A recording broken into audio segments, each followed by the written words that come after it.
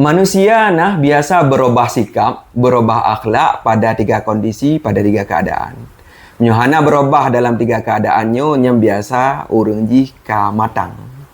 Nebegale Sayyidina Ali al-mar'u yataghayyaru fi salasin.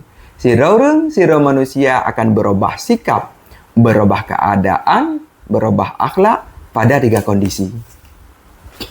Yang pertama, al-qurbu minal muluk. Tonger raja. Yo golom muturi raja. Yo golom yangkat sapuli raja. Idem duduk dengan orang kampung. Idem berah-berah abang dengan orang kampung. So, palah tika. Berehlah akhlak. Menana 2 bulan ya betah raja. Ya ipatu raja. Ya pupayung raja. Pupayung bupati. Pupayung gubernur. Nya nampu juli kambung ke. Bedah bahu. Manyang bahu. Ced empunyung. Wate pegah habah kamu intelek bahasa istilahnya bahasa istilah ana datang kadu ngangurun tuha kamu nan nyan takkan al qurbu minal muluk to ngaraja ita mungkin nanti to nguru malim brokem bereh lah ngawaleti nah si bulan 2 bulan enggak mau to uru malim ka hanam turile wak lah ya tantang goknya ka sadu malim nguru malim buno. Padahal antara goknya ngurung malim na puluh lapis, 20 lapis tu. Orang yang payah hormati lah kawan.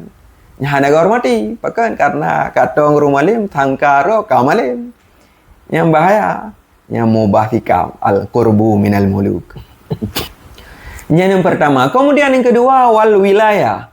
Orang na wewenang. Awal na wewenang. Duduk na wewenang dalam sebuah universitas kaji ke rektor. Kaji ketuanya, ketua bidangnya, bidang J. Kemudian lah lembaga pendidikan agama, kaji ke mudir, kaji ke ketua umum.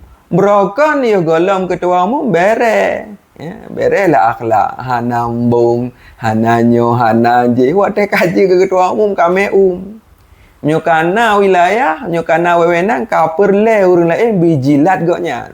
Bilih, tapak batu goknya. Nyamban tika urang. Mubah. Gara-gara wilayah. Kemudian yang terakhir wala ghina ba'dal faqri. Kaya oleh gasin. Merokan gasin tiba-tiba kena peng saboh M 2 boh M. Nyana sapu depi. Kalau gela mawan ule urang leke bloju. Pulang bamban kaya. Ana puarau ju. Beda tak ju sikap. Bahaya tak mangkaya oleh gasin nyan ipu ubah sikap manusia. Ipu ubah akhlak manusia. Yang kelima macamnya dilanjutkan oleh Sayyidina Ali. Wa man lam yataghayyar fi hadhihi. Tau mantang urang hamubah sikap gara-gara leboh kondisi tersebut. Lam leboh kondisinya yang tetap lagi biasa. Nyan fahuwa zu aqlin qawimin. Urang yang mempunyai akal yang lurus, yang istiqamah, yang konsisten, kamatang akal. Wa khuluqin mustaqim dan akhlak yang kalurus. Nyan ban nepegah Sayyidina Ali. Wallahu a'lam bishawab.